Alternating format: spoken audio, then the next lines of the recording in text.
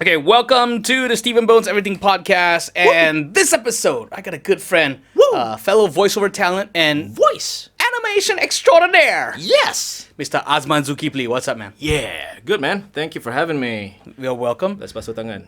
Yeah, like he brought this bottle of hand sanitizer up with him. Stay sanitized. Stay guys. sanitized, man. I don't know how clean this podcast will be, but Yeah. let's see. You can just spray the whole thing right after.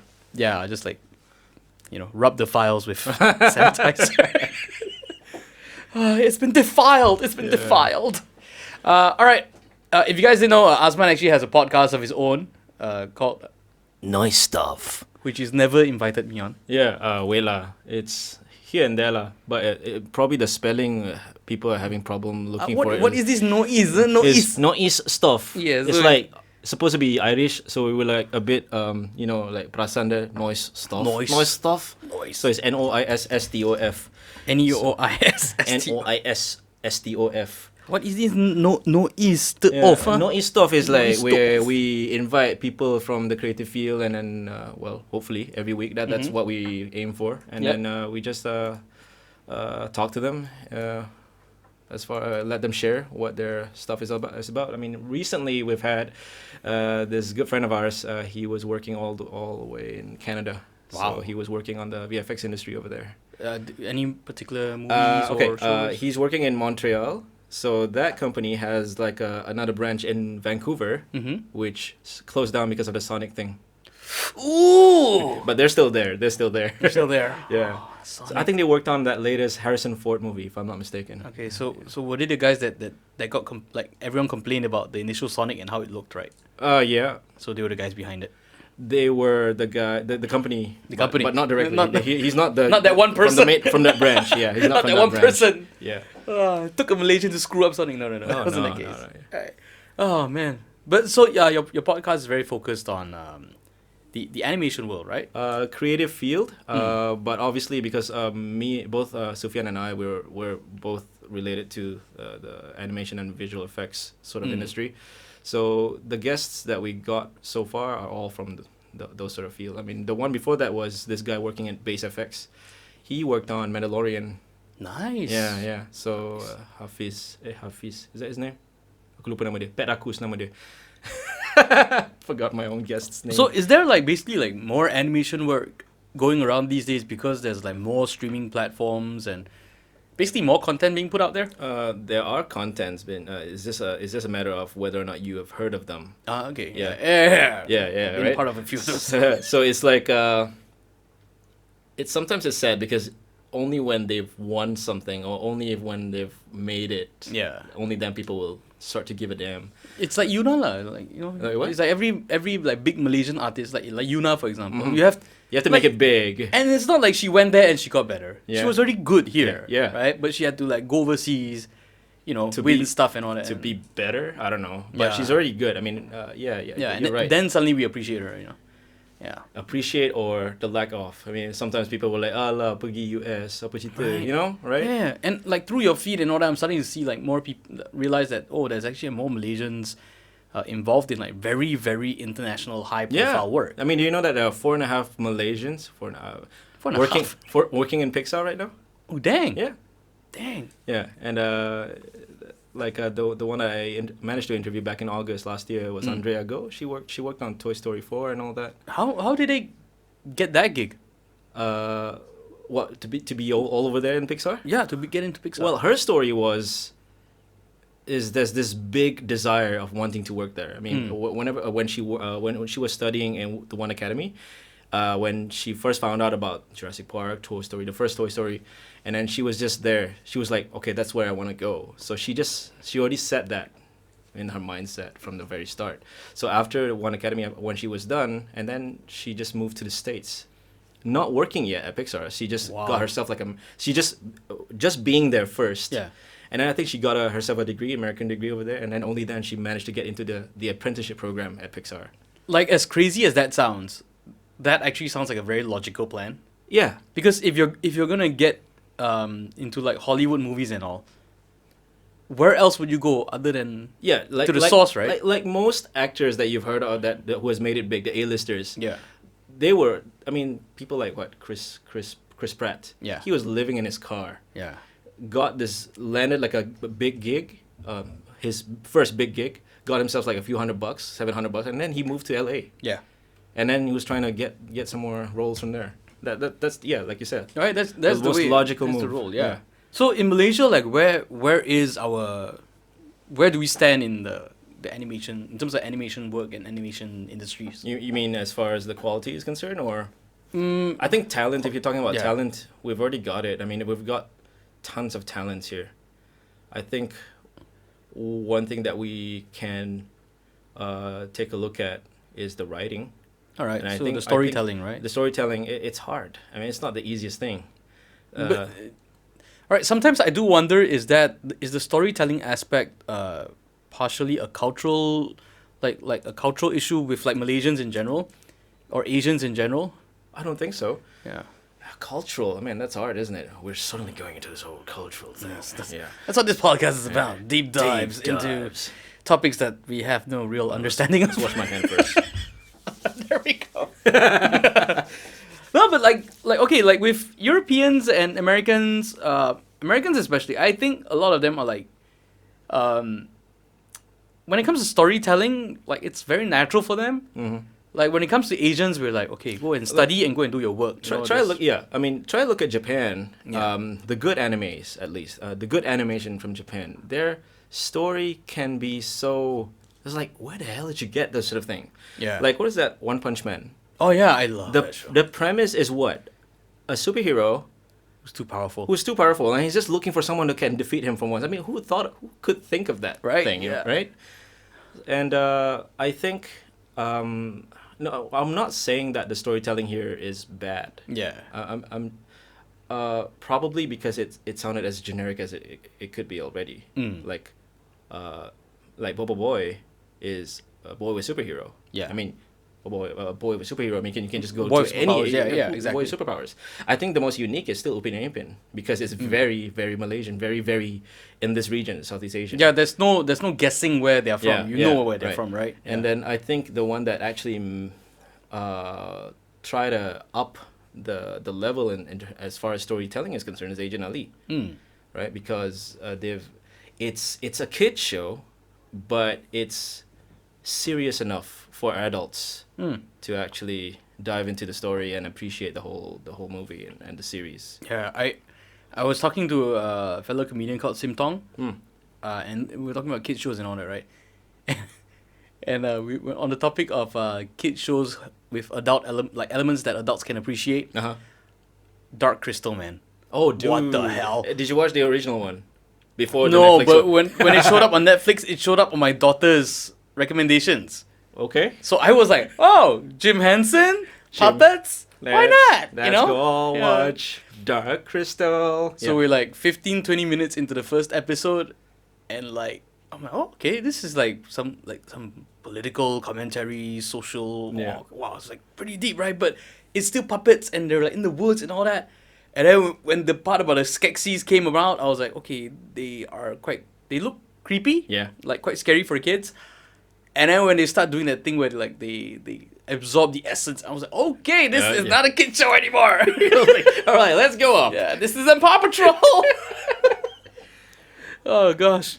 But yeah, but I think locally, at least in Malaysia or at least in Southeast Asia, I would say, a lot of animations seem to be very kid-centric. And sometimes a lot of times I'm seeing that it's like very early preschool stuff. From there, up until primary, and maybe touched a bit on the 12, 13-year-olds. Yeah. I mean, at least that's their target audience. Yeah. You try to go a bit older than that, then suddenly you don't have that sort of audience. Right. Locally. Yeah. But you probably have some followings overseas. Yeah. Case in point, Rimba Racer. Oh, yeah. Yeah. That's the one that we were both in. Yeah, we're both in there, and it was fun. Yeah. I played a tiger. Yeah. And a bald eagle, because I look like them. Azman played an Australian crocodile. An Australian crocodile. Yeah. Yeah. Rex, his name. No, it's Crom. Crom, Yeah, all right. Rex is the other guy, right? The rhino. The rhino, yeah, right. Yeah. Oh, and also that chicken or bird, right? Yeah. Chicken, yeah. That was a fun project, but yeah, it has some small followings here locally, but there's more engagement on 4chan and stuff like that. And it's adults, right? It's not even like kids. It's like these are adults. yeah, these are adults that used to watch like Speed Racer and stuff Possibly. like that. Yeah, right. Yeah. It's on Netflix. Go check it out. It's on Netflix and YouTube. Yeah, and YouTube as well. Yeah. Get it for free. Mm-hmm. Yeah, but you've what got you into the whole animation thing? Oh, it's just Like, at what age were you bit by the bug, or did you know since that? I was a kid. Actually, I was watching all this Warner Brothers stuff as a kid. Whatever cartoons that came out on TV, I was just watching it, and I think that was when I sort of got interested in what I didn't know was known as voice acting. Yeah. Because when I was watching the show, I was just like, when it's Bugs Bunny, I would try to sound like Bugs Bunny and stuff like that. And then from there, it ventured into movies and stuff like that. So I thought, okay, and that got me to, have this interest in drawing, So, and I suck at school. All I wanted to do is just to draw and stuff like that. Okay, you're talking about primary school Yeah. and high school. And School in in general. general. But I managed to get 5 A's. All right, not bad. For SPM, and the other one is 5. Even then, the standards were low. Yeah, even then. But yeah, I was in science stream. For some reason, I got myself into science stream. Trying to follow the peers and stuff like that. And I took art in SPM, and then I took this creative multimedia in Multimedia University, MMU Sabarjaya. So it's like this digital creative, and at that time, multimedia was huge in the early 2000s and stuff like that. So I joined that, and then 2004 there was this majoring, so I joined animation just because what I love as a kid, and that's when I sort of got myself involved with 3D animation and stuff like that. Nice. Yeah, and managed to work on I was working outside in the industry in a very short stint. I at that time was like 2007. Upin and Ipin was not even around yet. Yeah. I mean, the industry was like trying to find itself at that point. Yeah. And so I was working on some, sketches, 3D stuff, and then because as a student I was under this like a loan whatever under TM. Yeah. So I went back to the university to teach, and at the same time doing this whole freelance 3D stuff, and then only then I found out, okay, if you want to work as a lecturer, you need to do your master's. So, but rewind a bit. Why lecturing? Because at that time I was like, I was just winging it with doing that whole studio work, right? Okay. 3D. And then at that time, my mom was like asking me, I was like, is this what you really want to do? You come back late every day, and I was like that. And I was like, why don't you try teaching? I was like, and that time I was like open with anything. Okay. I was like, teaching, interesting. For a guy that sucked at school, you wanted to teach. Yeah, that's the thing, right? All right. It's probably because towards university, you don't it kind of suck that you stay suck forever, right? Right. So during university, I got this whole I got better at 3D stuff, and then sometimes you gotta teach some of your friends. So it's from there that little teaching thing sort of gain interest. And so when my mom said you should try teaching, I was like, oh, interesting. So I called my lecturer at that time. I mean, you know him, Ayman. Yeah. Yeah. So he was like, hey, is there any ada kerja kosong ah? Aku cakap macam tu, ada kerja kosong ah? He was like, ada, jom apply. So and then I became a tutor at that time, and rewind a bit. I mean, during my final year in degree, I was doing my thesis, and it was about voice acting because my final year project has some VO stuff going about. Yeah. So I was doing some study about how people talk in a 40s film.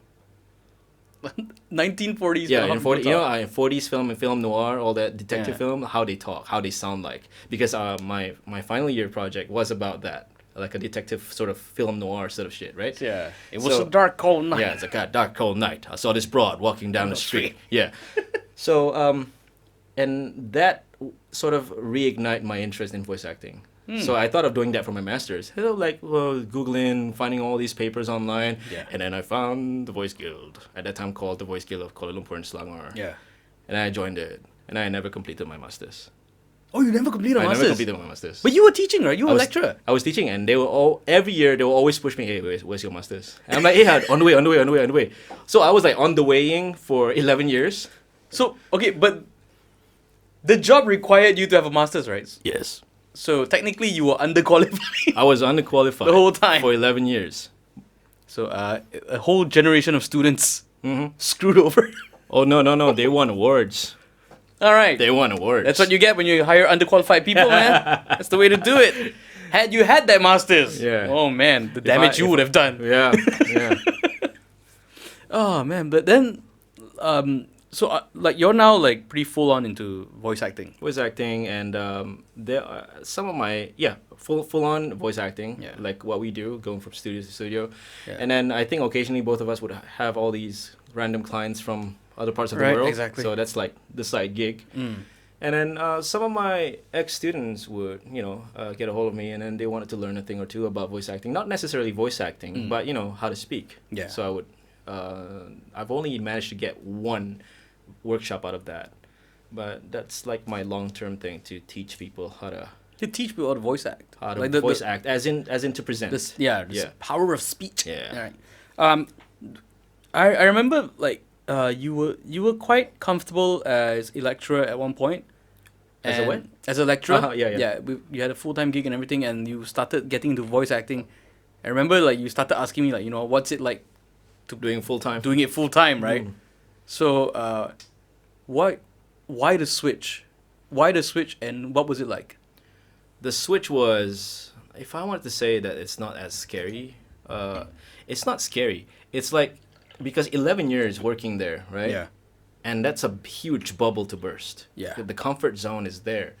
Because the reason why I could teach and do voice acting at the same time was because of the flexi hour. Mm. I was just required to come in whenever I have class, there's meetings, or there's any university related events, internally or externally. And that enabled me to say, okay, maybe on Monday I don't have anything. So my Monday would be my gig, my side gig.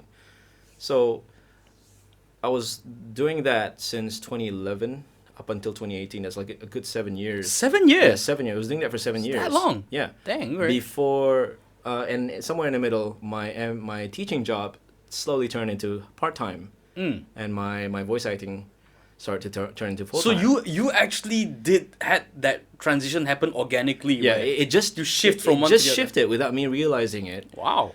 And then I just and then I asked you twice about how's it like working full time, and then that decision was through a lot of factors actually.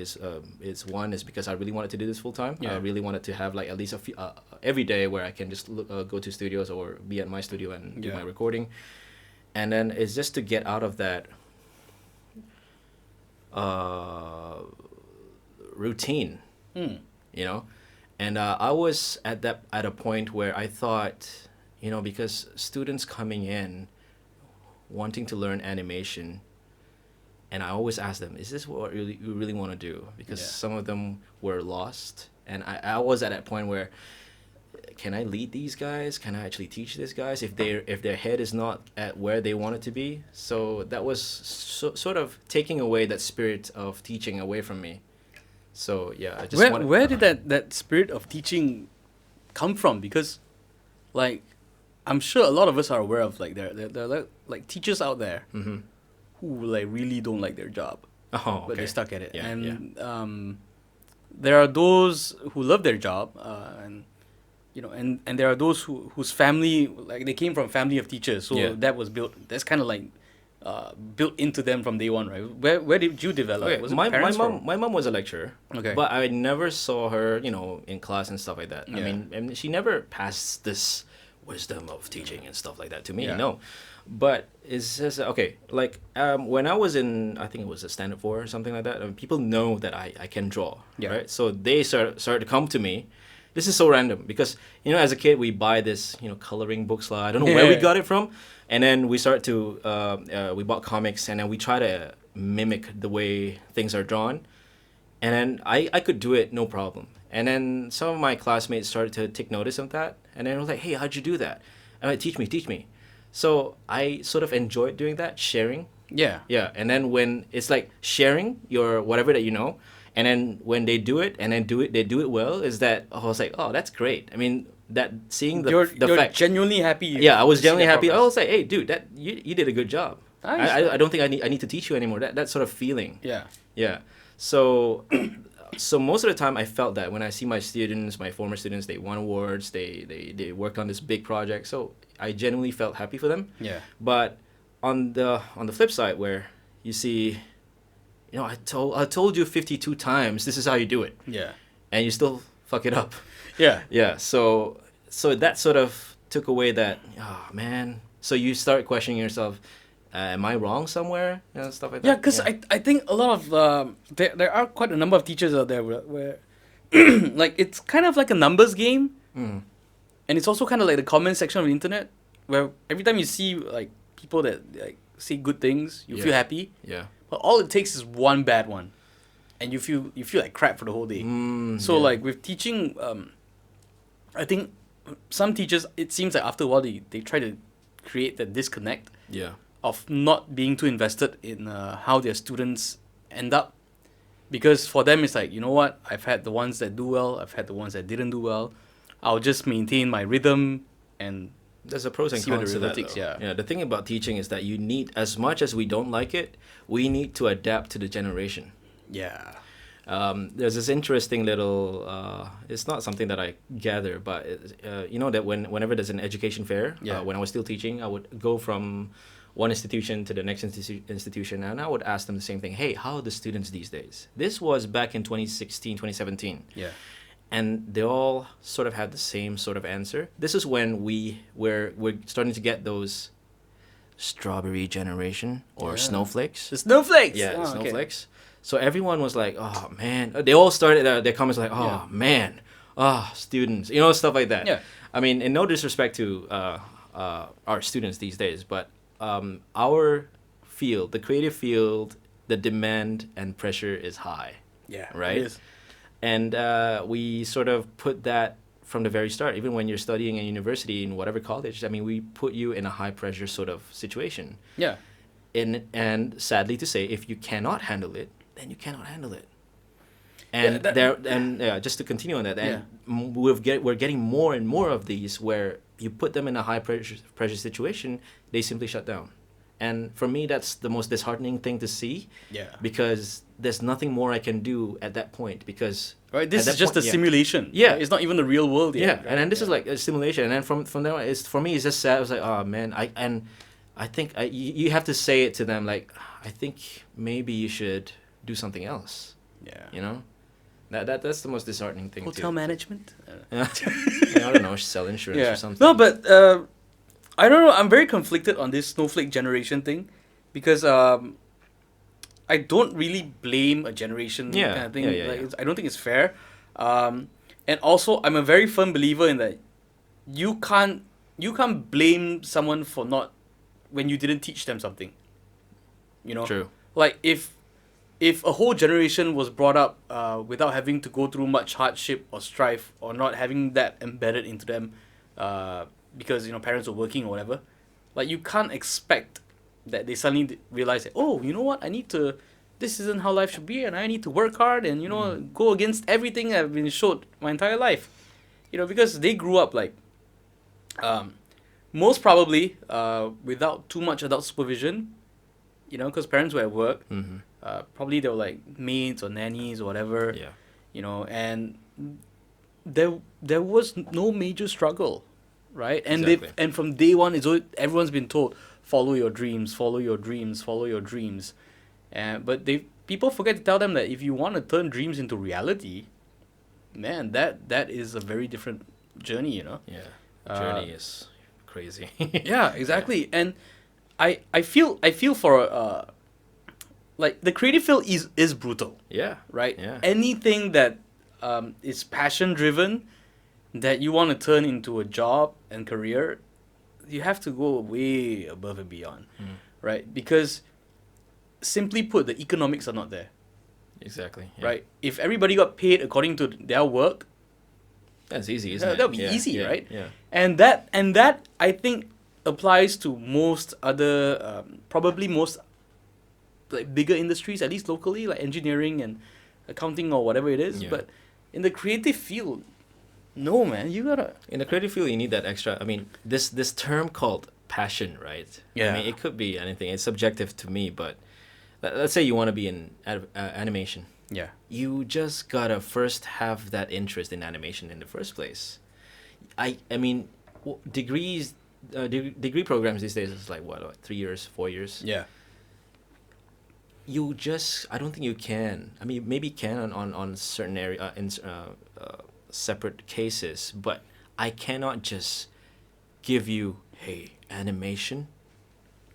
This is Read the book and you'll know everything about it. Read the right? fucking book and then you know everything Yeah, about it doesn't work that way. It's something that you've been exposed to. I think exposure from as a kid is important. Yeah. Yeah. And all those hours spent like doodling and drawing or whatever it is you do, right? I know like some kids, their thing when they get back from home could be like playing guitar or whatever it is, like or sculpting, whatever it is. But all those hours that you put in as a kid and all that actually adds up.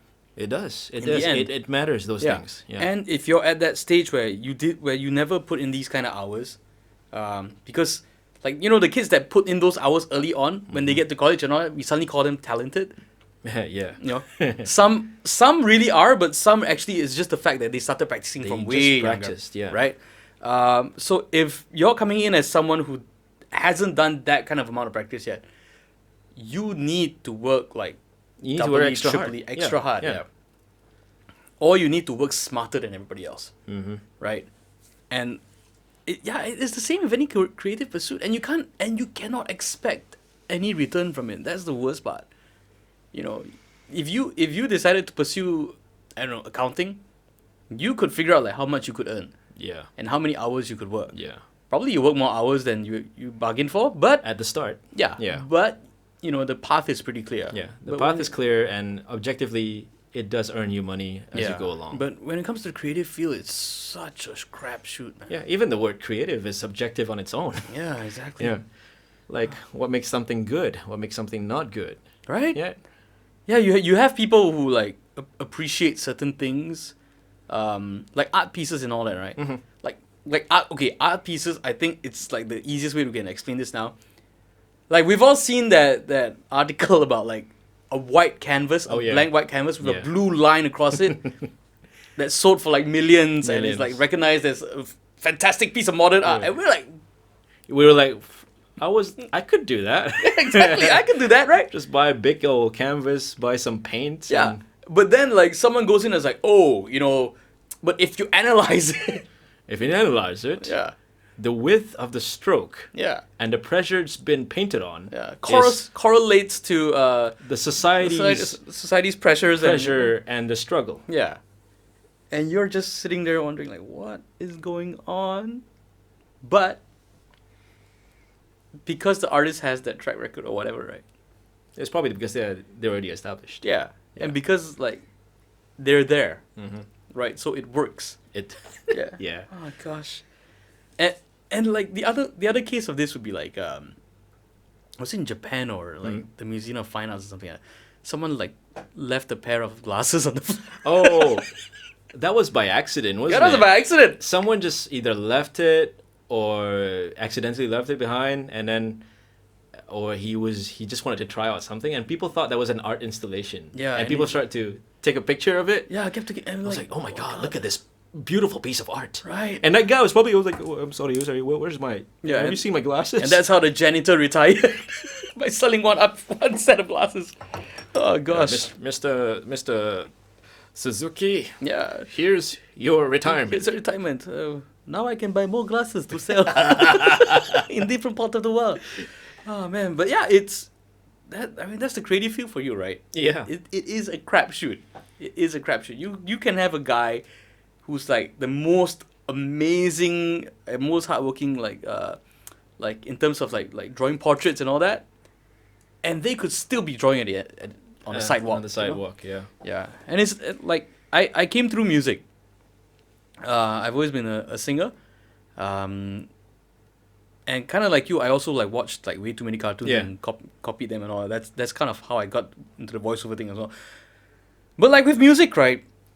There was this experiment of like this classical violinist who was playing like a $2 million violin, Okay. and he's like top notch in the world, and he was playing in a subway Oh shit. just as an experiment Okay. to see if people would take notice. Everyone just walked by him. A couple of people who like related, like, oh, this is something special. There was some people who put in some money, and there was some who knew, who were like very clear that this is not some regular Joe, or some might have known him, and they just stood and watched his whole entire performance. But majority of people just walked away simply because it was He's a busker lah. he's a busker in a subway lah. Yeah. Yeah. And in the creative field, like, that's how it really can be at times. No matter how hard you work, the hours you put in, the level of talent and ability you have. Yeah. The holidays that you cancelled. Yeah. Just because you played, like, you're not performing, like, in the right place, or you're not at the...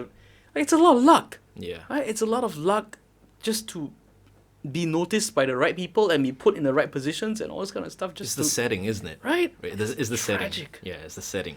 It's tragic. I mean, put that same guy on a proscenium on the stage. Right. All these light work. Suddenly he's world class. And suddenly people are lining up to pay for the tickets. You know? Yeah, Same and guy, good money and good money for the tickets. Same guy, same violin. Yeah. Maybe the same clothes. Who cares? Yeah, who cares? Yeah. Right? Damn. I don't know, maybe we're in the wrong place. Maybe we need a stage. Yeah. Maybe this podcast needs a stage. Yeah. Yeah. No, actually this podcast doesn't need a stage. Well, This- we have this- a nice little table we can play Twister on.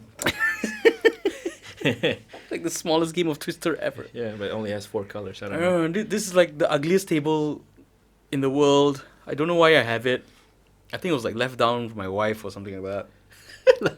Yeah, I'll probably pass it on to the next generation and see what they can do with it. I don't know. It's like, little daughter, I've had this for 5 generations. Yeah. 5 generations. Because nobody wanted it. Nobody wanted We it. tried giving it away, but it's still got 4 legs and it works. It works. So we can't throw it out. Because then it'd be a waste of money. Yeah. All right, we're gonna like take a quick break before the camera craps out because we are recording this on a potato. That's why it looks like that. Although, and it's not even an American potato or some fancy potato. It's a China-made potato. Anime potato. So we'll be right back with Azman Zulkiply. Get ready. Hey everybody! If you like this podcast, don't forget to like, follow, and subscribe to Stephen Bones Everything on Facebook, YouTube, Instagram, and Podbean. You can find audio episodes of this podcast on Spotify, Google Podcasts, iTunes, and most major platforms. Thank you for your support. Okay, let's get back to our program. And we are back, second half of the podcast. And yes, sanitize. Keep it sanitized. sanitary so you don't die of dysentery. Yeah. Rhymes.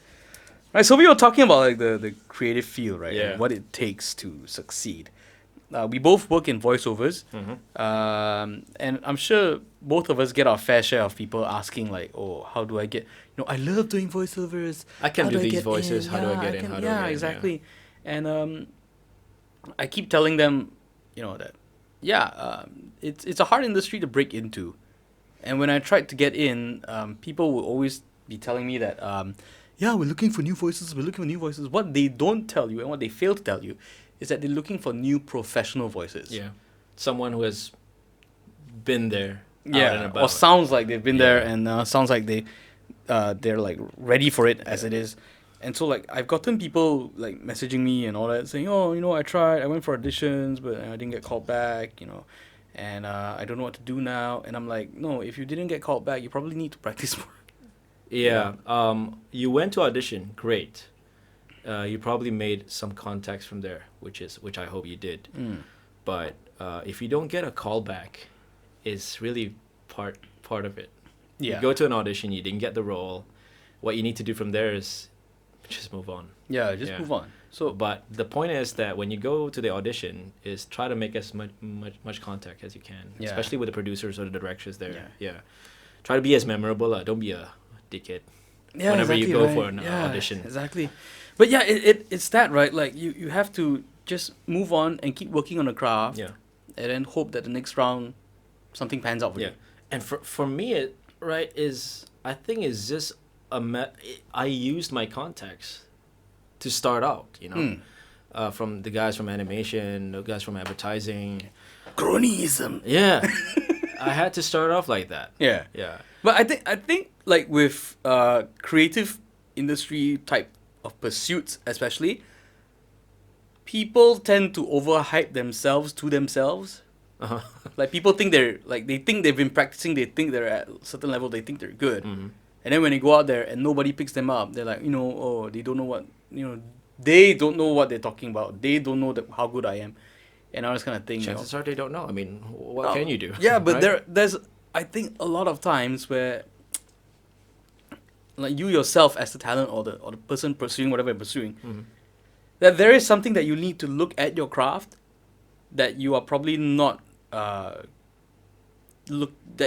addressing. Right. Like with voiceovers, okay, you can do voices and all that, but you're probably not addressing the fact that, okay, how many local cartoons have you seen? You know, how, how many jobs with like this kind of accent that you're really good at? How many of these do you realistically hear? How many do you think are out there? Self-reflection then. Yeah, right. Because Self-criticism also. Yeah, because even like with drawing, right? What I always tell people is like, you want to do it for fun, fine. Yeah. Do whatever, right? You can do whatever you can think. And if something comes along and works out your way because of the way you did it, great, fine and dandy. But if you're actively looking to turn whatever you're doing at whatever stage you're at into a career or a job or whatever, that's a different set of challenges altogether, right? No, yeah. I think that is like a wrong kind of pursuit, isn't it? Yeah. Because you're aftering a career. Yeah. What is it that you're aftering? Are you aftering the money already at that point? Right? Yeah. Because this is I don't know.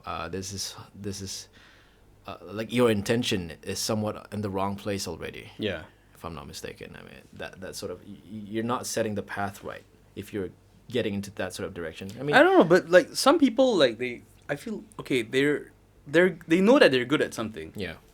And they know that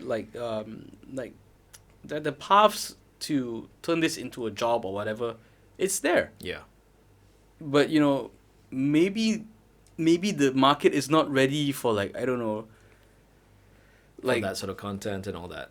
yeah, like I don't know, like a penis in like 70 shades of like rainbow or whatever, probably that's not where the market's headed. Yeah. So if you want to get into the like whatever industry you're trying to get into, you probably need to like identify the way things are, or like with that Andrea who went straight to the States, right? Yeah.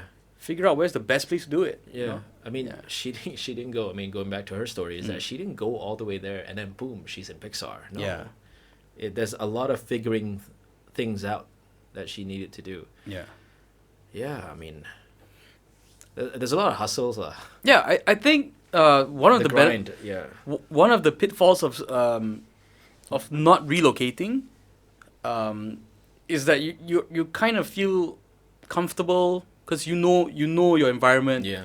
You know people within the industry or whatever, and you feel like you belong, right? Which is not always the case, right? But when you go to a foreign country or go somewhere that you've never been to, and you're like, okay, I want to get into like this company or this industry, how do I get in? Yeah. Right? Suddenly you have to figure out how to rework yourself. Yeah. Change Starting yourself from zero, right? basically. Yeah. Yeah, you have to like look internally and like, okay, how do I like turn this situation in my favor with what I can do? Yeah. And that's a crazy It's a daunting challenge. task. Seriously. It's a daunting task. So now you're doing what? You're doing your voiceovers, you got the podcast, and like animation wise, what else are you still pursuing like any animation works or I'm not teaching pursuing it. I mean, animation wise, I just hop on into any audition I can. Yeah. I can get myself into, which is scarce these days. Was it hard walking away from the teaching role? Oh yeah, I mean, mainly because I like the craft of teaching. Yeah, and you were in it And for like what 11 years, and yeah. I would still go back there just to check out my last batch of students, see how they go, how they're doing, and then Still haven't graduated. I was like, still alive. You should have graduated like 3 years ago. Yeah, Yeah. something like that. Yeah, Yeah, because like towards the end of last year, I made a decision to stop performing, like stop doing like the regular bar gigs I was doing Yeah, for I like mean, 4 or 5 years. Is it hard though? It was hard. Like Yeah. it felt like I almost teared up like a few times, Shit. like thinking about it, because like okay, like to most, on a logical level, it's okay. I'm giving up like a bar gig that I've been doing for a few years now, which bar gigs in Malaysia are not exactly, they don't exactly pay you rock star rates. Mm-hmm. All right, they're fun, like very free form kind of things, but it's, if you're looking to turn this into like a full time job that where you're earning millions and all that, no, it's not gonna happen. Right. But it was part of my life for like 4 5 years, playing at this bar. So when I decided that, you know what, I need to stop doing this because I need that time to focus on other things. Yeah. It was very hard for me to let go, because on one part it was like, okay, like it's just letting go of a bar gig. On the other half, it's like, it was like me admitting to myself that, there might not be a future for me in this. Right. Like I'm giving up. Like if I stop this, there's no chance I'm I mean, gonna are be a you rock tired? star. I mean, are you tired of it or something? I was You were, tired, and okay. I was getting very bored of it, and I felt like, financially there are bigger things I need to pursue. Because I got a family and kids and all this kind of stuff. So pro tip: if you're feeling like life is pretty alright, that you're financially okay, and you want to just like take a wrecking ball and screw all that up, get married and have kids. Yeah, because you need to feed them, you need to clothe them, like everything is expensive. And I keep telling people, I say it doesn't matter how much money you have. When you have kids, the universe will find a way to suck every penny out of you if you let it. Alright? And I'm not kidding. Yeah. And I wanted to pursue like comedy a bit more seriously this year as well, I mean, right? You started that like last year. I mean, was it? Uh, Start going seriously last year. Last year was the start where I started doing the video seriously. Uh-huh. The videos I did seriously because I wanted to get better at comedy, and also Yeah. I wanted to gain exposure and get out there and all. The stand up, the first time I went was July 2018. Oh, okay. Yeah. All right. So it was a very turning point kind of moment for me. And last year was mad because I did like the one video a week thing for the whole year, and like having like that kind of crazy deadline put me into this tunnel where like anything that if I felt wasn't beneficial or useful or was a waste of my time or is too hard to do or is like everything became very clear cut.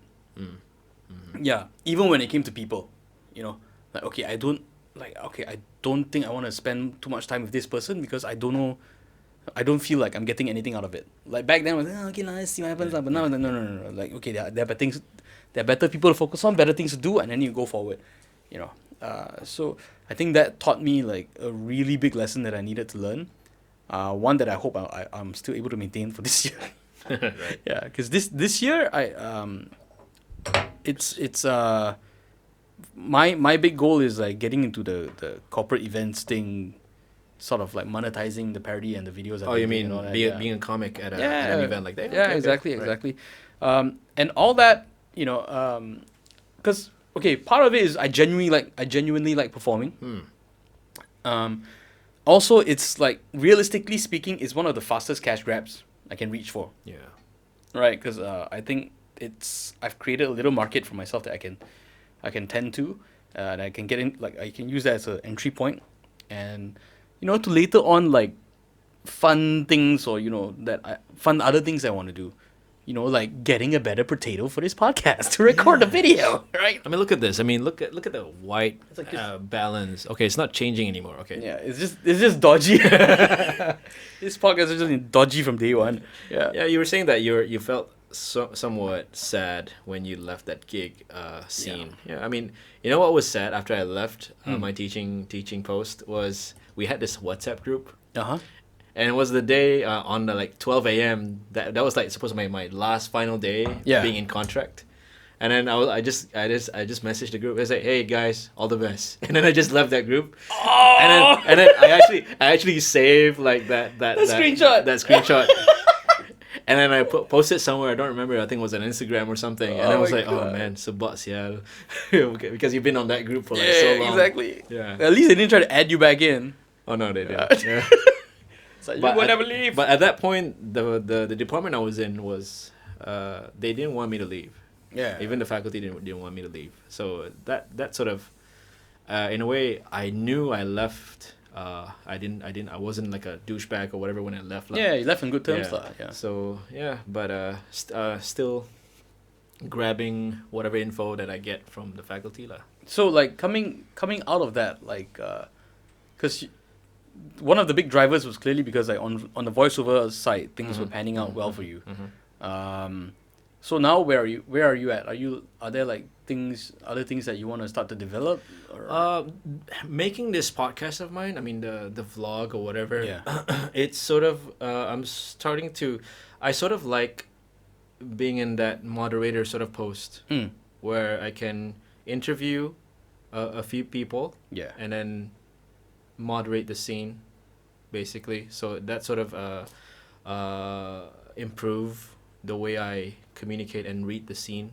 Mhm. I mean, I sort of enjoyed doing that. I mean, I did one during the last festival buku Antarabangsa KL. So I was talking to these two legendary comic artists who was really big with Ujang and Apo and all that, and they were like having a conversation. So it's really fun moderating their stuff, and also it was a plus point for me because I knew their comics, so it's like creating a conversation between them and also the audience. So that was sort of fun. Yeah, because I think your thing so far has always been that you've always been attracted to your field, and when you're in your field, you start attracting people who are in it as well. Yeah, And somehow you end up surrounding yourself with, that like-minded people. like-minded people, which is amazing. Yeah. So yeah, I mean, this little blog that we try to call in guests from the creative field is just a good practice for me and also Sufyan to do all these talking bits. Yeah, it's nice, Yeah. nice. So yeah, but not being an MC I don't think being an MC is being part of it. But Yeah, because MC is a different thing. it's a MC, different, you're it's a trying different to kind of beast. yeah, being But an MC, you're like For me, this is still on the educational side, but yeah. but not Because being an necess- MC, you're basically a sheepdog. Stand up! Get here! Sit down! Yeah. Next! Hey, are you guys ready? You guys ready? Make some noise! Oh gosh. Yeah. Which kind of sucked because I was like, aside from my wife, I was like the go-to guy in the faculty. I was like, Azman, boleh jadi MC tak? I was like, man. I nak ambil MC je. I'm the MC. Oh gosh. But yeah, like the that's hilarious. But yeah, moderating. So would you like think about moderating like stuff that wasn't related to animation, or would you stick within a field? I think it's great to start with the creative field first. I think if I do this long enough to the point that MDEC would notice me, I mean, why not? Why not? Yeah, they have a yearly event called Creative. Yeah. So yeah. So just saying, Yeah, just saying, you know. you need a moderator. Like Not if you need a moderator. If you have a dialogue session or whatever, I mean, I can be that guy in the corner. Yeah. Yeah. Or an MC. Yeah. An MC, yeah. Oh man. You know, yeah, that's funny. I mean, how you know moderator and an MC is like two different jobs, right? Yeah, And nobody then- cares. No, yeah, But nobody Yeah, cares. but but nobody cares. Yeah. Everyone thought, oh, because you can talk, so these things are the same. Exactly. It's like how funny in Malaysia is like, oh, you can talk, right? You be the MC You and be the MC? moderator. Ah. Oh man. I had a corporate gig last time with my band where like we were supposed to be just a band playing for this company dinner appreciation dinner thing, and then like they were telling us like we arrived for the sound check and they came to me and was like Steven, are you able to MC?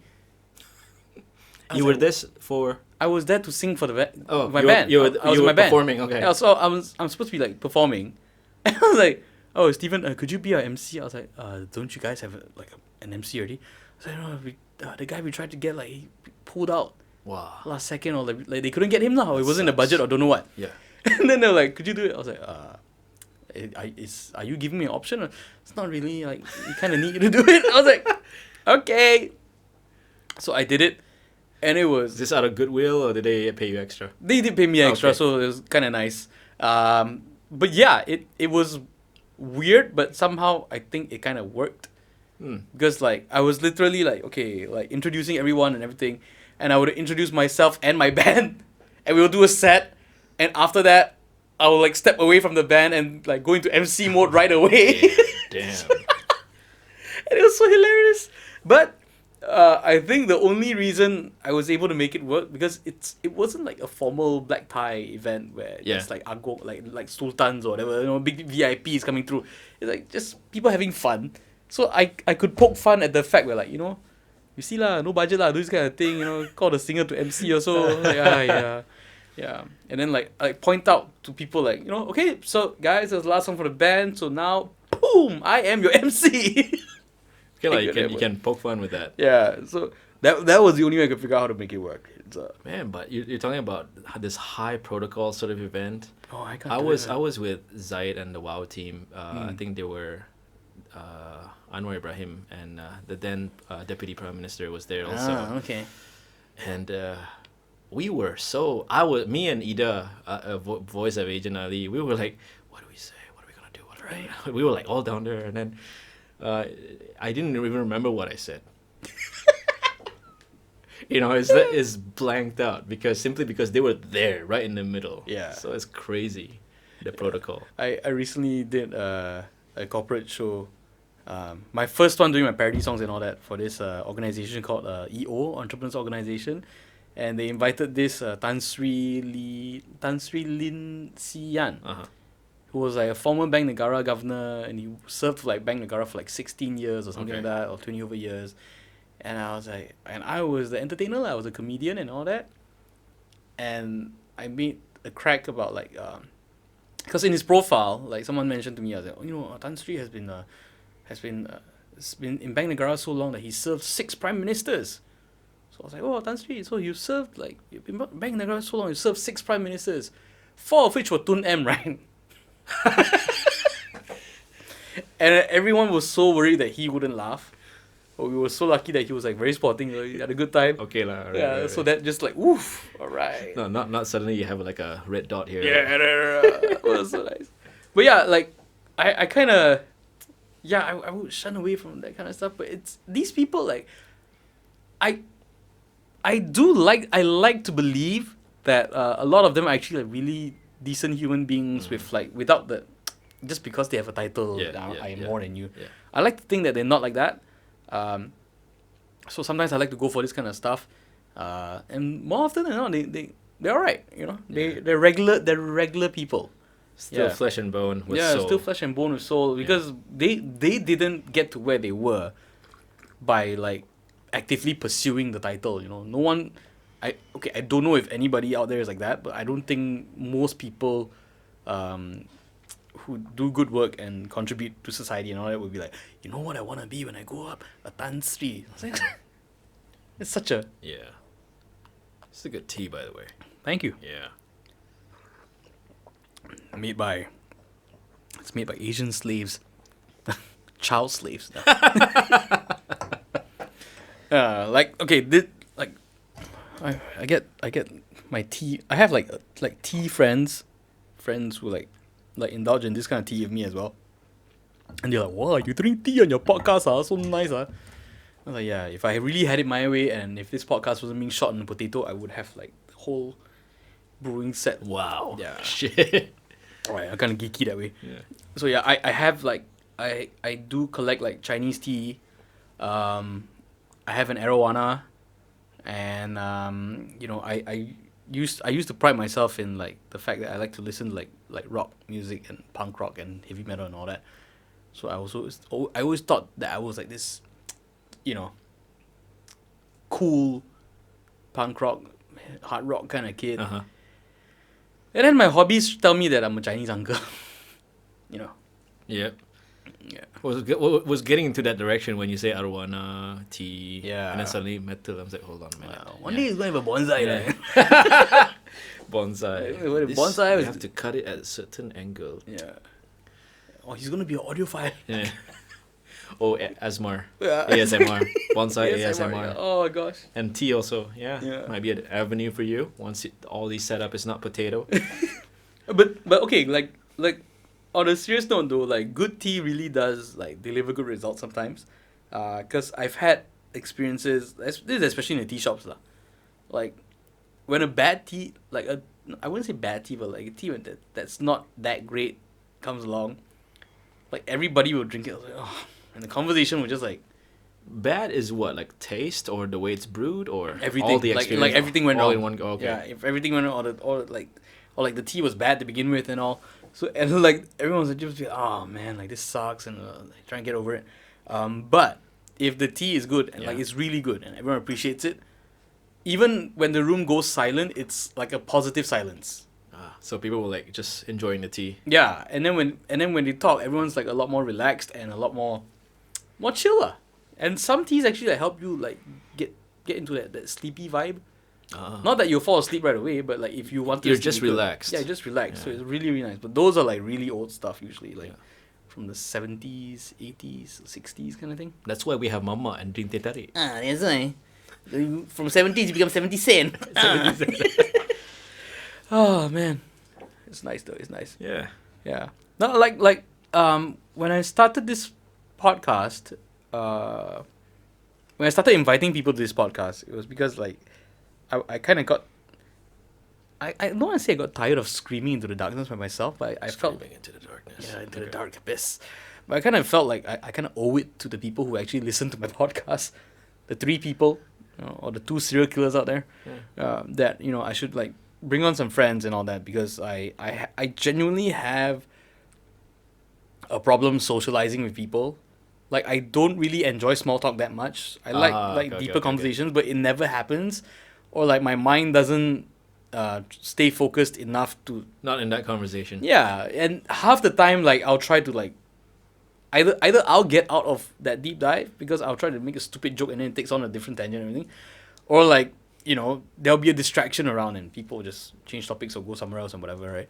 So doing this, I feel it's really nice because like even when you get to situations where okay lah, there's nothing really much to talk about, you kind of force yourself To somewhat to get create something Right. out of nothing. right, and it's not a singular person doing it. It's like Yeah. two people try to do it, and I feel like it just takes things in a completely different direction that would normally not happen. That's kind of true. I mean, by just saying something simple, like this is nice. right. Like, by just saying this is nice, and then if we're in a group of 5 or whatever, this is nice, and then the other person was like, yeah. Hey, did you know that? I mean, Something turns, right? Yeah. It just goes into that direction. Yeah. Yeah. So with this podcast also like I didn't really have a aim, or whenever I tell people, hey, you want to come on my podcast or whatever, they're like, oh, what's the topic? What's your podcast about? It's like some of my guests, they're like, what are we gonna talk about? Your career. Yeah.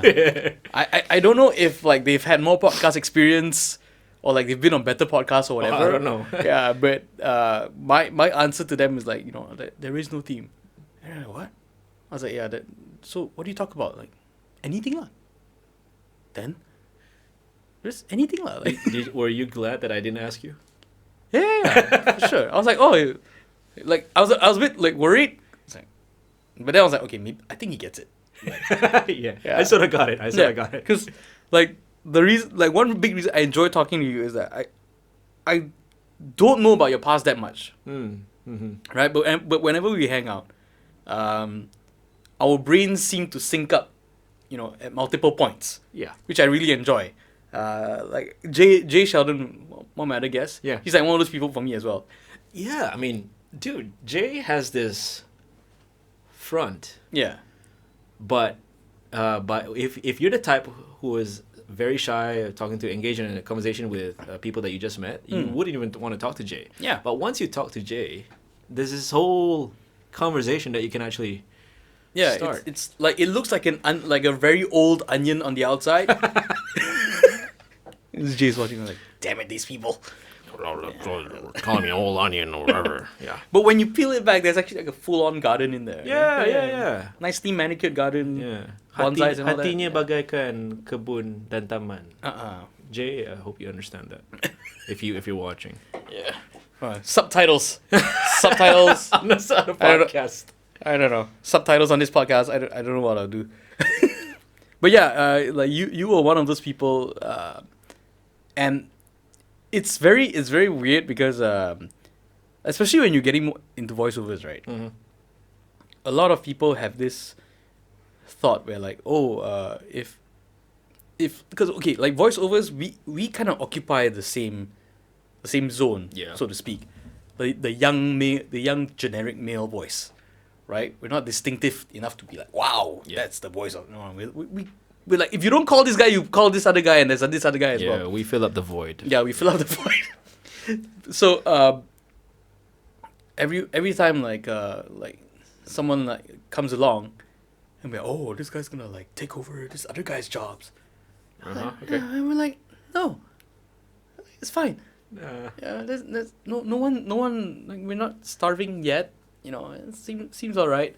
And like no one is going out of their way to like, hey, if Steven can't make it, just call me. Like no one is going out of their way to do that, right? No one. It's probably more like, if I can't make it, just call Azman lah. Yeah, exactly. I mean, Yeah. that's how things are working so far. Yeah. Like, can you find someone who can do this and this? Steven. Can Yeah. you find someone who can do this and that? This person. Yeah. Yeah. Or like I'll get a script and then like, okay, the client wants you to be the English voice for this, but can you do the BM as well? And it's like a really long script that I can't do. I was like, who you gonna call? Me. Yeah. Oh man. So I don't know, man. This is Like, it's funny is that whenever you do English, I'll BM you. right. Yeah. Yeah. For a while, I would be like the English version of like Sharizan or Colin or Yeah. whoever, you know. Yeah. So funny. I don't know. People not in the voiceover industry like, what are you talking about? What is this lah? Yeah. Like you don't go to one char kway teow stall and they recommend you the other char kway teow stall. Char kway teow is char kway teow. Wow.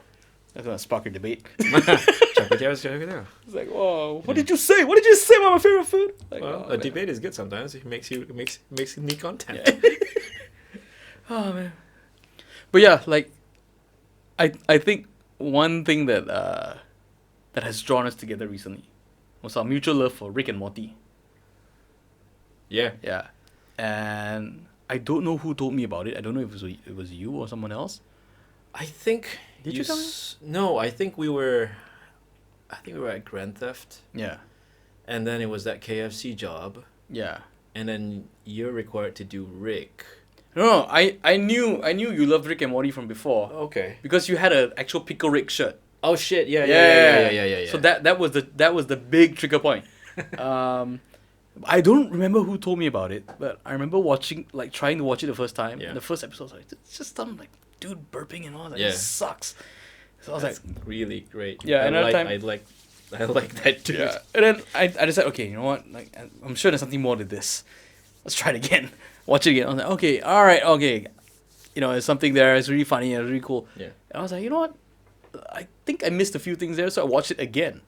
And I was like, oh gosh, but like underneath all that toilet humor and all the crass stuff and all that, right? There's Yeah. like really deep stuff going on. I was like, oh my god, this is a cartoon targeted at adults that is beyond adults. Beyond, it's crazy. I Yeah. mean, the content, the writing. Right? Yeah. But when do you think like on Malaysia side like there's a chance for like stuff like that? Oh, dude, there's this upcoming. I hope it materializes. It has this Rick and Morty vibe. I mean, if you want to ask how far original this thing is, I mean, I don't think we should talk about that. There's this upcoming animation called Kisah Bawah Tanah, Uh-huh. and it really does have that. I look at it and I'm like, this is Rick and Morty, but here. Dude, I mean, the setting is a bit different. I mean, the main characters are like a bunch of zombies. They're dead already. So, but it's bawah tanah basically. Yeah, like underground. underground. So there's this bomoh lah, so and all that, and their device of going from different dimensions to another dimension is this. You know, when you go to a family mart or supermarket at 7-Eleven, there's this big ice box. Yeah. Yeah, that's their their green device. portal. That's the portal. Oh gosh. And I'm like, they would go from places to places lah. I mean, and I saw It's like Narnia, but in a supermarket. Yeah. And is this? And then the duo is like what is that? Keanu Reeves. Whoa, what was that? Oh, Bill and Ted. Yeah, it's like that sort of dynamics of So the it's two like, characters. it's like Beavis and Butthead, but Oh yeah, but yeah, they're like a bunch of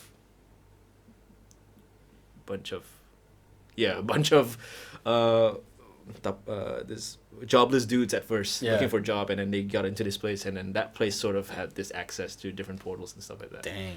So yeah, looking forward to that one. I mean, But what do you think? Because like I think when it comes to like storytelling and commentary and all that, right? Like on the Rick and Morty, you can see there's a lot of clear social political commentary on that kind of stuff, which they are able to inject in because of where they are from, and you know. But like locally Malaysia, man, I'm like, even when I like ask people about this to come on podcast, right? The first thing is like, oh, can talk about anything. No, I mean that sort of topic, right? Yeah. And how they want to address to movies or animation or whatever. Yeah. It is always sugar coated. No, I wouldn't say sugar coated. It's always coated with an extreme level of comedy, isn't it? Yeah. Like if I forgot what movie it was, but they sort of addressed that, but in a very funny way. Yeah, so because but it's funny. So they get away with it, lost. right? It Yeah. gets lost, or they can get away with it Yeah. just because it's a joke. But locally, do you think like it's people would even attempt it? Because that's what okay in the stand up circle. Mm-hmm. If you go for stand up shows and all that, the local comedians are like going after it. Yeah, yeah. They will go with like they are like child marriage, like they make fun of like child marriage stuff, Yeah, yeah. or actually the fact that it's still around. Yeah.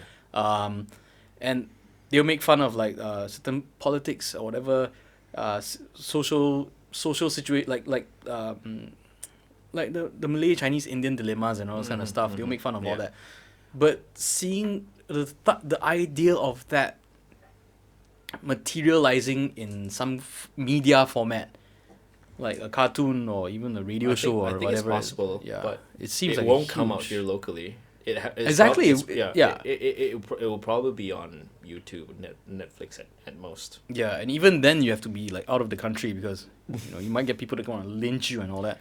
Yeah, that happens. Yeah, it's weird, man. Cause like one of my parody videos was the Mulan trailer, right? Where You retitle it to Wuhan. no I tell it. Oh wait, that's another thing. Similan. Huh? Similan. Okay, yeah, Yeah. the Wuhan thing is a whole different meme. Yeah, that's Sorry. the wannabe one. Yeah. But in the Mulan one, I basically like it wasn't my intention. My intention was actually just like okay lah, I can see it's a Chinese thing, so I just like talk about the Chinese stuff I went through when I was growing up lah. Yeah. So it's like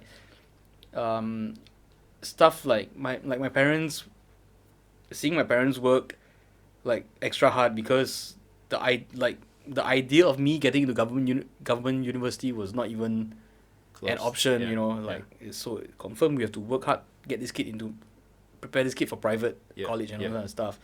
And then like stuff like when I wanted to buy my first place to stay, I'll be going through the prices, and I was suddenly like, oh, this unit is like way cheaper than the others, and then, it's a Bumi unit. I was like, oh, like I'm not complaining about it.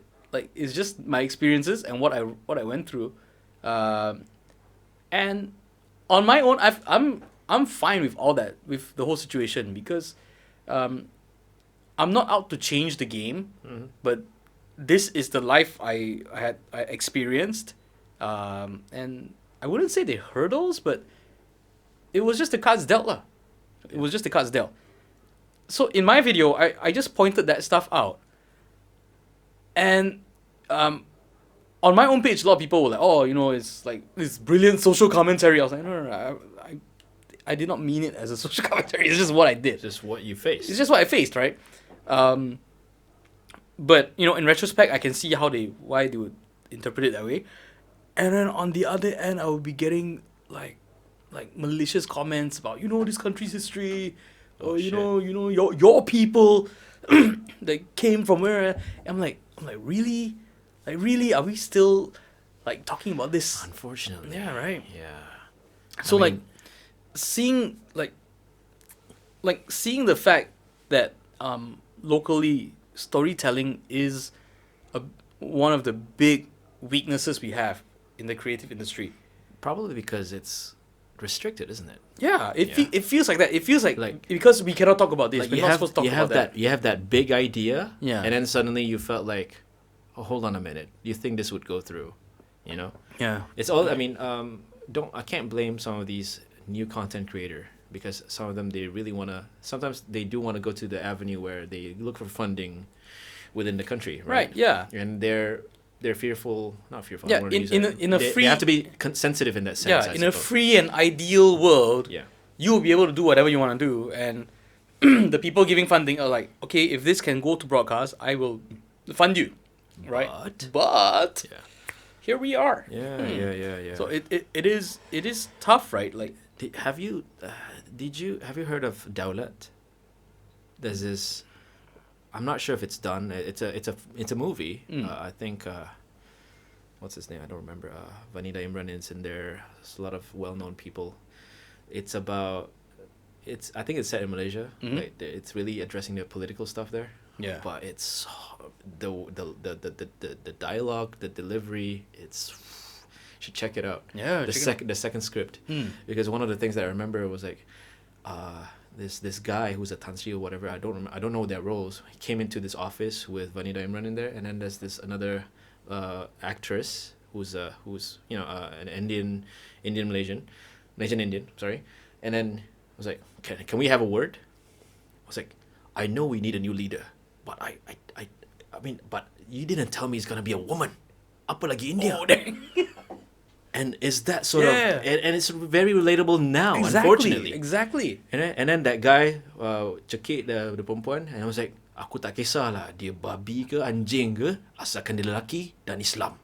And I'm like, check it out, man, Daulat. Okay. I don't know if it's even gonna come out here lah. Oh man, that's out in public or It's on YouTube. it's on YouTube? Yeah, Right. but they're like going through these phases of okay, this is like the phase of the film now. Yeah. I Yeah. think they're probably looking for funders and stuff like that. But Oh it's man, good luck. crazy. Yeah. Because there's really nothing wrong, like morally, Mhm. right, to point out this stuff. But yeah, the way things are restricted, you know, that is a pain.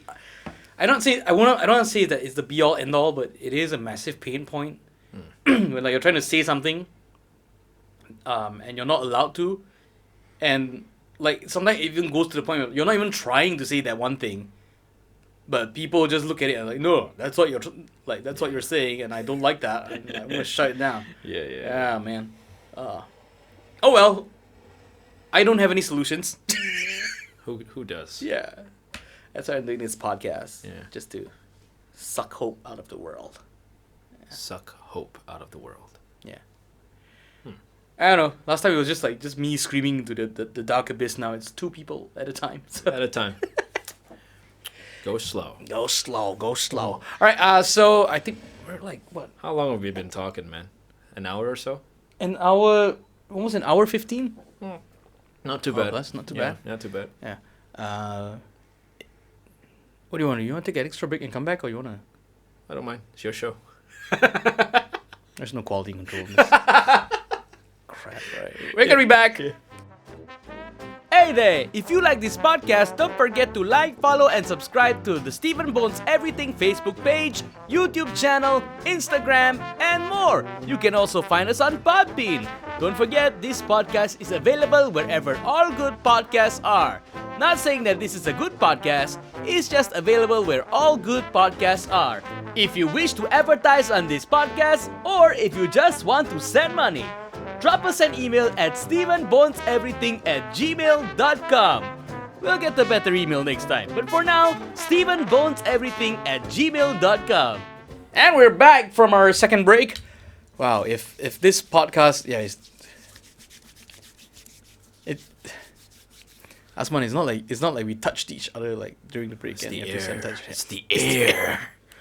It's how contaminated this room is. Oh man, but yeah, this is the second break we've had. So if this podcast actually had like a following and like people who wanted to put ads in it, I'll be making money twice. Yeah. Yeah.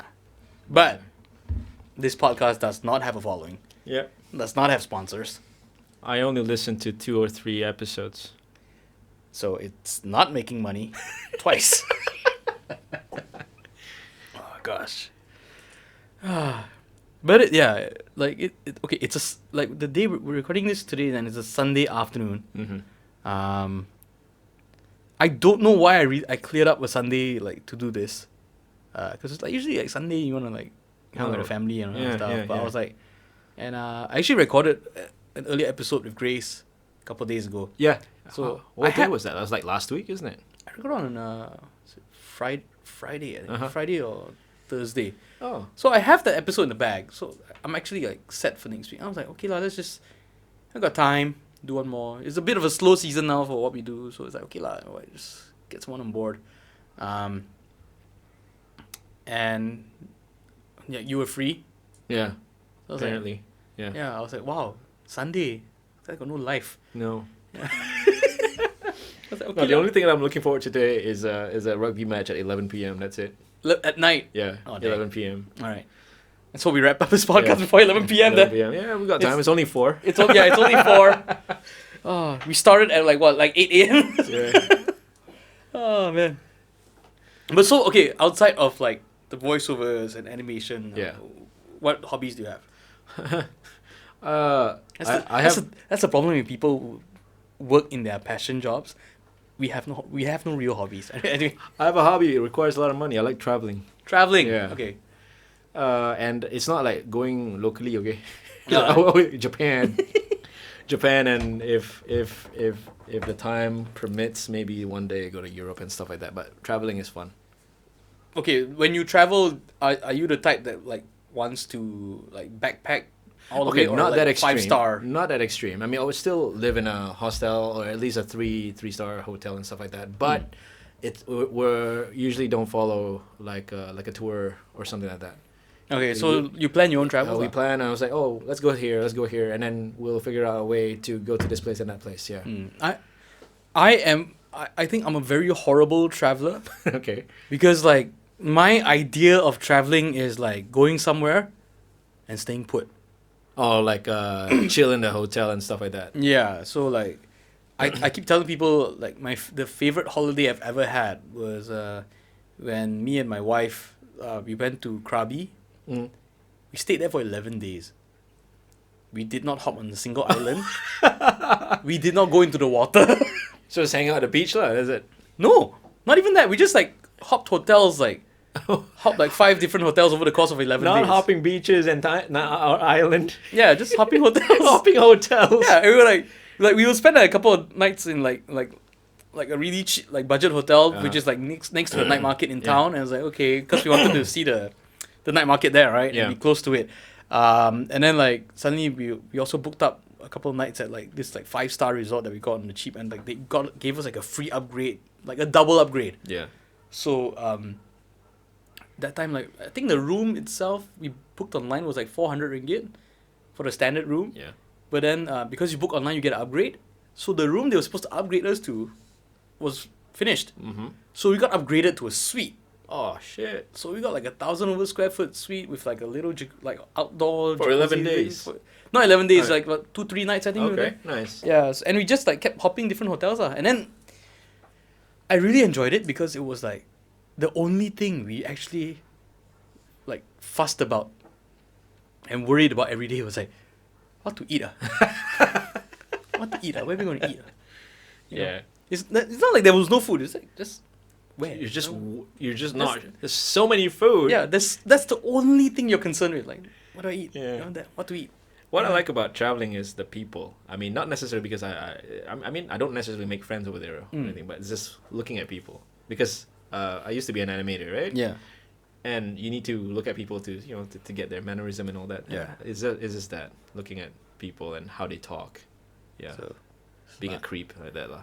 and my friends, that's how hentai comes. Just animators watching people. Yeah. Not looking at people like through a window and shit like that, lah. Yeah. But looking at people walking. No, you're not drawing hentai. You don't know what you know what those hentai guys are doing. I don't know what they do. Yeah. They probably are looking at people through windows. Oh yeah. Oh yeah. Yeah. Yeah, action. Oh. I did not expect that. No. Oh no. What if that was a tentacle? Oh. Oh gosh. Yeah. So what countries have you been to already? Japan, South Korea. Japan, I like Japan. I love Japan to the point that people are like, again? I've been to Japan like 4 times, I think. Always to the same part or like different regions? Twice in Osaka, and twice in Tokyo. Okay, So, I thought you would like venture around like the rest of. Nah, maybe one day. Check out the nuclear site. Come back with a big extra logo beers and stuff like that. Look, Azman glows in the dark now. Yeah. But that's probably the next planning. What, to go to the nuclear places? Yeah. All right. But the last trip was just to check out the Rugby World Cup. Nice. Yeah. You love rugby, man. Watch rugby. Yeah. I don't play it. I just like to watch. What is it about? Like, when did it start? Because I don't know that many people who like Oh, watch rugby. 2003 actually. Oh, that's very specific. Yeah, because that was like the Rugby World Cup. When was that? I don't remember. Where was it? In Australia. So England won that year. Mm-hmm. So I sort of try to understand it on my own, because if you don't know anything about rugby, when you try to watch it and then try to understand it, you're just looking at people just falling on top of each other. But so it's from there I was trying to understand what the game is all about. So yeah, and it turns out my wife, she grew up in Scotland. Oh, okay. Not she grew up in it, but she went for her secondary school time. She was in Scotland at the time because the mom was studying there, and because it's Scotland. And then we were checking out the 2011 Rugby World Cup. Yeah. Scotland was there, and then because Scotland, and then she was like supporting Scotland, and I'm like, okay, yeah, Scotland, yeah, and then 2015, that's when Japan was like a force to be reckoned with in the rugby world. So I was like, yay, Japan. And you don't expect Japan, right? Because like You don't. I mean, but they do have like a mix of a naturalized citizen there. I mean, the people who were from South Africa and then they became Japanese citizen because they had the height. So they use those kind of people. So does the Japanese like rugby team look like they're not Japanese? It's like a mix of both. Okay. there's like the Japanese, and then suddenly got like Guaylo there, and then there's this guy from Samoa. Okay, but that's still like the locals. The local. Okay. They're not really. You got some mixed guy, but they Yeah, still it's look not Japanese. like it's like the Japanese rugby team, but it's just like a whole bunch of white dudes and like African. You know who's like, that? That's Hong Kong. Hong Kong, yeah. Yeah, they came to KL and they come up against Malaysia, and then we're like, and then when finally there's one guy doing the kick, right? I was like, hey, Chinese guy. Yeah. And then the rest, and then even the white guy in front of us, they were supporting Malaysia, by the way. And they were like, haha, yeah. But watching the World Cup in Japan Imagine like the Hong Kong rugby team, right? You get like some white dude coming up to you, like ho. Oh yeah. Go kick. Even the advertisement over there, it's like a white guy, but speaking Cantonese and stuff like that in their advertisement. No, Yeah. I want to see them speak English with a Cantonese accent. Oh shit! Hey, pass me the ball. Pass me the ball. Gosh. But yeah, fun. I mean, Sorry to anyone in Hong Kong listening to this. Yeah. And also sorry for the coronavirus, but and the riots, but so yeah, I don't think that would have hurt you much. Yeah. Versus the current things that are going on. Mm-hmm. Yeah, it's fun lah. I mean, watching the rugby. But a lot of people. At that time, it was fun. At that time, the paranoia of the COVID is not there yet. Yeah, exactly. Yeah. Like you But left just in time. Yeah, but that point was the not monsoon. It's the hurricane. in Yeah, you Japan. went it, like, I went yeah. there. I was stranded in Singapore for like 17 hours before we get to go to Japan. Oh, so when the hurricane hit, you weren't in Japan yet? When the hurricane hit, it was like it hit a few days before we were supposed to go to Japan. So when we were supposed to go, and then we took Singapore Airlines, and then we were on the transit in Singapore. Yeah. And then we were like, oh man, it's delayed. I was like, oh, delayed. And I was like, oh, 3 hours. Oh, that's fine. It's Changi, so it's fine. And 3 hours became 6. It became 17. Oh gosh. But they gave us a free hotel room. So I'm like, okay, sure. That's alright. Yeah, that's alright. Let's get something. Yeah. Yeah. So it was fun. I mean, Imagine if you were there when the hurricane. oh shit, I scary. can't imagine. Yeah. Yeah, it would have been scary. Yeah. Like coming from the land with no natural disasters. We have national disasters, just not natural disasters. Yeah. Oh gosh, rugby. Anything else that you like? Any other countries you mean? Yeah, anything else that you like do like hobbies? Hobbies. Oh man, just watch TV though. Right, this sucks. Right, being a creative. Yeah. watch TV, and then try to. The thing is, when I watch films. Yeah. The thing is, when I watch films, it's not because I watch films because, let's say, Avengers, right? It's not as, you know how some people, they watch some films because, oh, I like Robert Downey Jr. Or Yeah. some girls say, oh, I like Thor. Well, I just want to look at films and then find out where they screw up. If it's the VFX, I'm like, hey, there's something wrong there. Something wrong. And then I was like, hey, the editing here is like... Oh. I remember very distinctly one of the earlier Spider-Man movies when Tobey Maguire was Spider-Man. Yeah. That scene where Mary Jane was like, was it Kristen Dunst or something? Mhm. She was like hugging him, right? Yeah. And then they were swinging, and they had a shot of like Spider-Man, and then Kristen Dunst hugging Spider-Man, like swinging, right? And I was like, it looks like she's hugging a mannequin, because that Spider-Man was just like static, you know, when it was moving. I was like, is this like some screw up? Could they not like? Or was Probably a last minute shot. Yeah, I was like, like- we need to put this in. yeah, or Understand? yeah, or the actor not think about like the guy in the suit, like did he not think about like moving a bit? It's on probably it? some actor who needed to put it on. I and then- think it was a piece of yeah. wood, man. It looks like a piece of Probably wood. that, yeah. But yeah, I mean, hilarious. but movie is like probably the easiest hobby. Yeah, okay. Yeah, probably watch it. Yeah, I don't get to watch like much now these days Mm. because but my Netflix account is just like dominated by my daughter. the content for kids. Yeah, so I've seen Paw Patrol at least 5 times now. Peppa Pig 20. 20. I know things like Super Wings, like stuff like that, and then it's kids shows. But then because like I'm an adult, right? So I try to find out more, and then I'm like, oh, like there's this one cartoon called Super Wings, and like it's about these jet planes, and they fly over the world helping people. They're like Paw Patrol but planes lah. Yeah. Everything's basically Paw Patrol but different like But different vehicle. yeah vehicles or different like animals, right? Yeah. And I was like, oh, it's like a collaboration between like China and like France and like multiple countries. There's like 50 different dubs of this thing. I was It's like, dang. fascinating, isn't it? How this Yeah. random animation or shows just keep popping up. Yeah, and Yeah. it's fascinating. And then Yeah. like you find out there's like there's 5 seasons. Why would they make 5 seasons? Like how do they make 5 seasons of this? Who We would have money for Yeah, 5 seasons. like- Oh man, and you got stuff like the current crop of cartoons and the YouTube stuff. Man, that's yeah. My YouTube is dominated by kids Haven't channels. dwelled as well. into that, yeah. Oh, you should. Okay. Like there's this one called what's it called? I think it's Gwen's World or Stacy's World or something like that. Okay. And it's like Barbie dolls, Uh-huh. and it's literally just like she'll take Barbie dolls, and like there'll be a green screen. I assume they green screened. Okay, go And on. she's like, oh Stacy, why are you doing this? So it's clearly that someone was holding it or something, is it? No, the hand is not in the shot. So Okay. that's a little bit of professionalism there, but the Uh-huh. voices are horrible, and they all sound like I don't know, they sound very weird.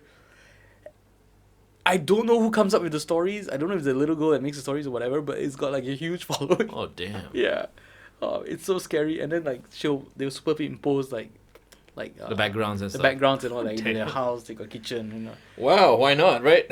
And apparently there's more than one of these kind of channels. There's quite a few. Oh, shit, apparently. really? Yeah. Like different creators. Yeah. Oh. All using like Barbie dolls and like, Well, maybe you should start playing around with Barbie dolls now. I don't know. maybe. Yeah. I don't know.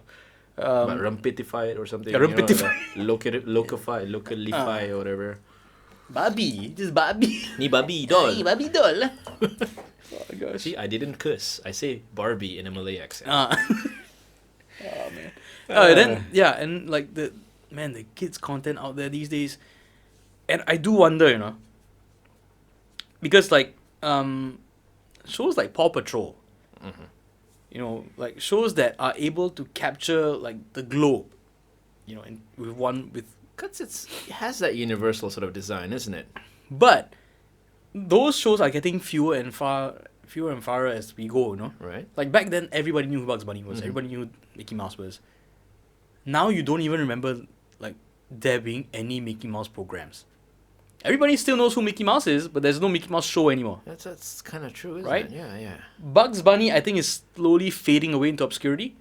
Because there's no show, or there's not enough. Probably good no ones demand. That, or yeah, no something, demand, right? yeah. My Little Pony is still out there. Can't beat the bronies. Yeah, but My Little Pony has been around for like A the longest time. Longer time. So realistically speaking, Peppa Pig and Paw Patrol have been like the two more recent giants, right? and it's changed the landscape so much. The landscape has changed so much because like I strongly believe that when something like Ryan's toy reviews came along Oh shit, yeah. and took over the world, like no one saw it coming, right?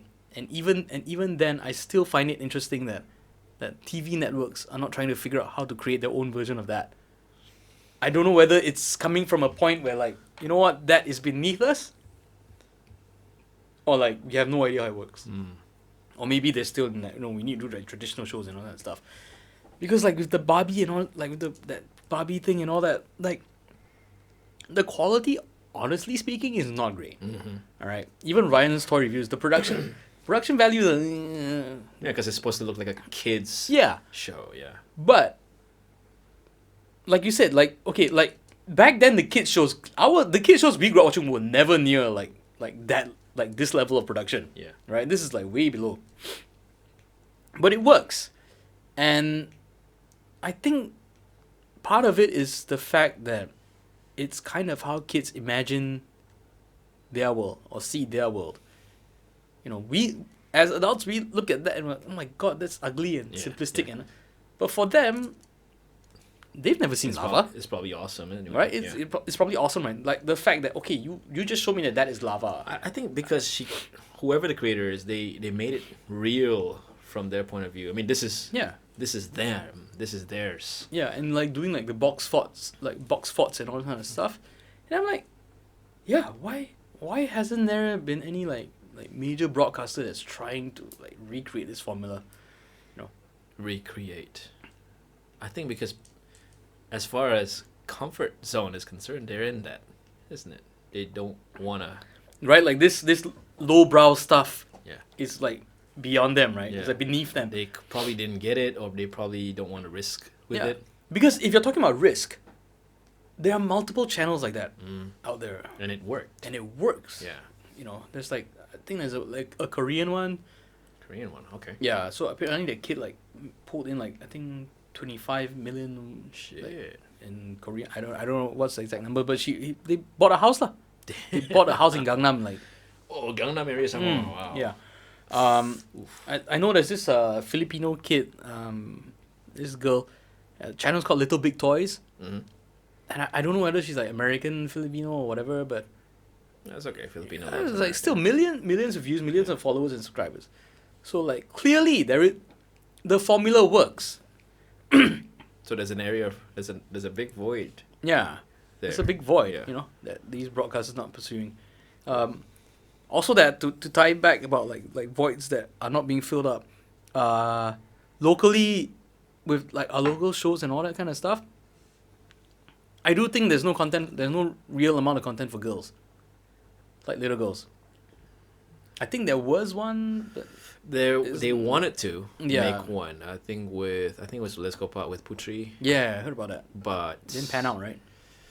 supposedly to be the next thing after their movie that last year. Yeah. Because I vaguely remember because I watched all three local animated feature that came out last year, and I think Upin Ipin came out first, and in the post credit scene they showed Putri, and I think they wanted to do something with it. But then nothing. I don't know. We'll see how it goes. I know. Big faith on you, Adam. Good luck. No, but yeah, having like local content targeted at little girls would be something different. Yeah. Right now, the big, I would say the premier elite, kids content now is Didi and Friends. Yeah, but that's like preschoolers, right? Preschoolers, Yeah. and then there's also Omar and Hana. Yeah. But yeah, that's pretty much it. Yeah, I mean, because the rest of the range you're looking like Upin Ipin, Bobo Boy, Asian Ali, all boys. boys, All yeah, boys across the yeah, board, yeah. Yeah. So, waiting for that girl power, Yep. waiting for the girl power. Although, with Asian Ali, the girl fans Yeah. is crazy. Right? Yeah, maybe because Ali, girls. I don't know, maybe. But I was It's handsome enough. Yeah, probably, because I was at the KL premiere for Asian Ali the movie, and I Yeah. also went to Jakarta for it. Ooh, the spirit and the passion is freaking different, man. That's like good. I was there with Ida. Ida was there in Jakarta. They saw Ida. They screamed and cried, dude. What? Yeah, just because they know, oh, that's Ali's voice actor. So they were like going crazy and stuff like that. Man. So we were that was like probably my third and fourth time watching the film there. So when Yeah. we watched the film in Jakarta, the premiere, they screened it for the fans first. And then what we did was that we just try to find any young fans and we just try to look at their reaction. Yeah. Their reaction is way bigger than our fans in Malaysia. Man. Like, you know, like big hand movements, you know, like when they wanted to do things like, what the fuck? Yeah. You know, they do that sort of gesture. Oh gosh. So we were like blown away. We were like, oh shit. I mean, like, how much it means to them. Yeah. But yeah, talking about female fans, I think they still dig. I mean, they still watch it. They still They still watch it, appreciate right? But it's like But no, when you're saying that we don't have Content like targeted. content targeted, for not yet, I guess. because my daughter recently got turned on to what is it called? Supergirls or something. Superhero Girls by DC. Okay, Yeah, she likes it.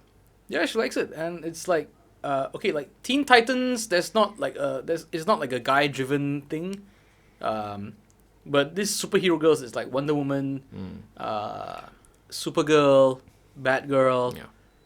I'm probably forgetting some, but it's like the Green Lantern, but girl. Okay, And they're all like teenage girls, yeah. like a gender bend. Yeah. But I Gender think bend. what I'm starting to realize is that the local content also with Agent Ali as well, that there are more strong female characters. Yeah. They're creating more and more. And That more is of something we have to work on. Yeah. So I think hopefully this would pave the way for for a female specific show. Yeah. Who knows?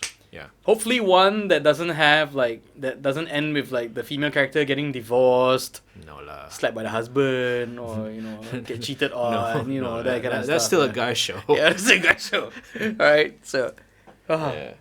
ladies, I'm sorry, but we gotta work for it. Everybody's gotta work hard. Yeah. Get this out there. Yeah, But yeah, I mean, female-driven content. that'll be interesting. Yeah. That'll be interesting. Yeah. All right, we've done like an hour and a half, dude. Yeah. That's probably the longest podcast on my side. Also, I've never talked this long. Yeah, Yeah. and I actually think we go longer, but I can't feel my ass anymore. What ass? Oh, they're gone. Okay. Yeah. We're just torsos. We're just torsos planet here to talk. Yeah. Oh gosh. But yeah, I need to save up some money and get a better camera. Yeah. Just go on Carousel. You'll probably get a 1 or 2 out of that. No, because I do want to get the Osmo Pocket, the DJI Osmo Pocket. Oh, if DJI will give me one. Because I can attach it to my phone and do all kinds of like funky stuff, right? And you can do it on the go as well. Yeah, exactly. Yeah. But realistically speaking, for a podcast, the best option I've found is are like camcorders. Yeah. Those camcorders, you just hook them up to like a power supply and they can just record Just forever. go. And just go, right? But well, we'll see. We'll work within our limitations for now and see what we can do. Yep. So anything you want to plug before we go? Yeah. Well, check out Noise Stuff. We always try our best to come up with weekly content. The randomness of content. Our main segment is called Brain Fart because that's what Brain Fart is. It's just so random. It just stops at any time. And then we wanted to try to bring in guests from the creative field. That's on our segment called Noise Voice. So yeah, Noise Stuff. Check it out. Yeah. All right. Thank you, man. Thank you for having me, man.